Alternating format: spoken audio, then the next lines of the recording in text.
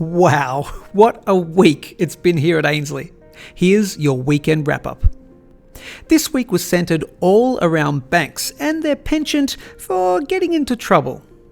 Monday was about the Silicon Valley Bank collapse saga, with both a morning news article on our website and a conversation with Alex Hutchinson on Gold Silver Standard Insights.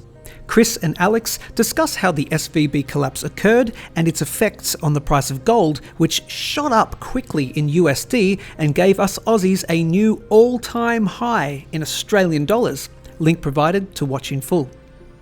Tuesday was analysis day, where we penned an article about the 3, count them, banks recently failed and how this highlights the need for trustless assets.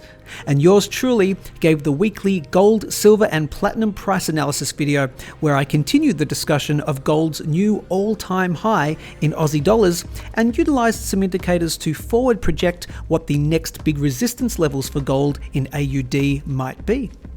On Wednesday, we asked, when banks fail, who really pays? In both a website article and subsequent Insights video, where Chris and Branko discussed the main candidates being increased tax revenue, the government borrowing money, or possibly worst of all, quantitative easing, the result of which will only exacerbate the current inflation crisis. Insights videos are a must-watch as they break down and expand upon our daily news articles. Make sure you subscribe to the channel. Like every week, we had our usual product highlight and weekly special. We took an up-close look at the Ainslie 500-gram cast gold bar, and for this week's special, we discounted the popular Ainslie 1 kilo silver stacker bars for 24 hours only. Did you miss out? No worries, there's always next time. You'll have a better chance of catching the next one if you follow us on one or all of our social media platforms. On Thursday, we turned our sights to Credit Suisse and how it's on the precipice, hanging by a thread. Just the next day, the bank had to secure a $54 billion loan from the Swiss Central Bank. To say we are living in interesting times is an understatement.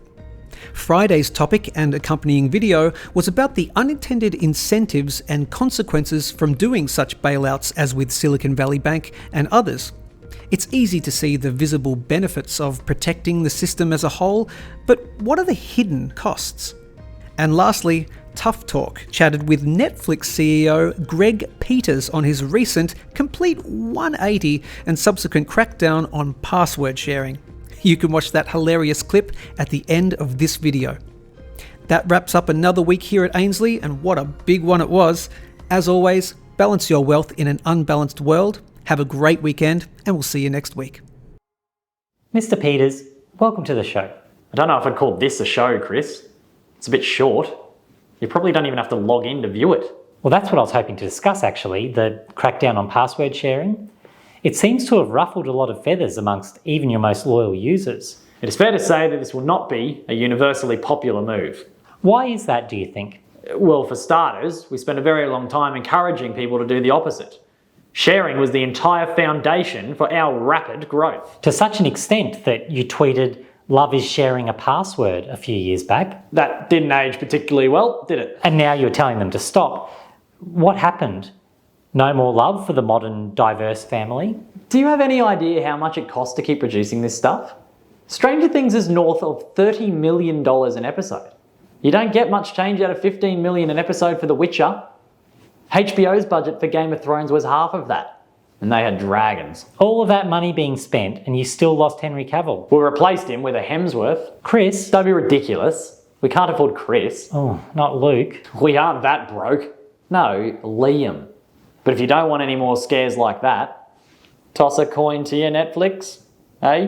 What do you say to people who claim the new rules are a confusing mess? They really could not be more straightforward. There's only one rule.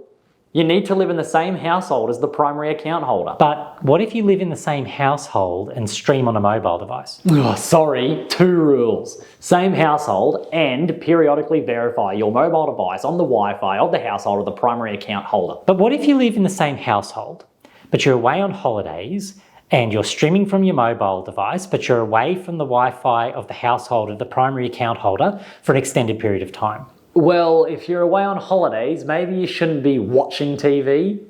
Go outside, Read a book. Are you worried that attacking and annoying your existing subscriber base might backfire, especially with the growing number of alternatives out there? We're still the home for Netflix and chill.